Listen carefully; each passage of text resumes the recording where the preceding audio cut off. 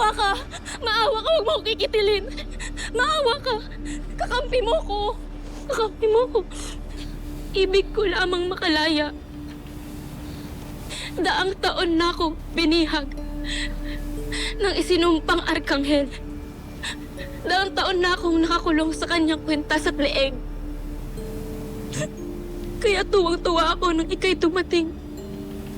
Dahil alam kong ikaw lamang ang makakapagpalaya sa akin.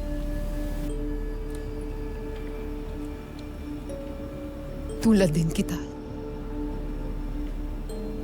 Nakulong sa mahabang panahon ng isang kasumpa-sumpang nilalang.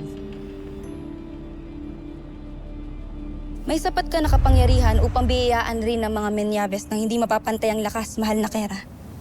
Bakit hindi mo gawin? Hahantugan ko sila ng hindi mapapantay ang lakas. At para ano? Pagtataksilan din nila ako tulad ng mga nilalang na kinasusuklaman ko.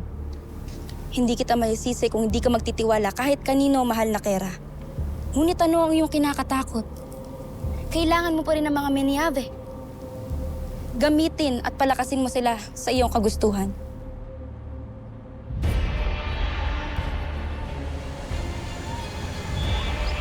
Ay, nako. Sama ng pakiramdam ko. Ay. Ay. Ano ba to? Avisala. Sinong imaw? Perena, Alena, mabuti at narito kayo. Samahan niyo ako kay Cassiopeia. May mahalaga akong sasabihin sa inyo.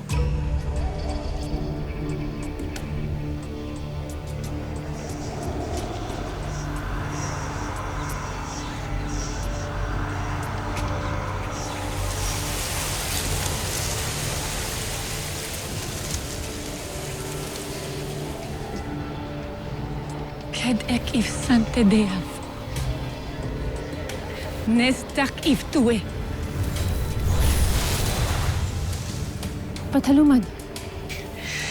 Imaw. Arteiv na arteivi. Meron akong magandang balita sa inyo. Si Danaya ay may sinilang na anak. Isang babae.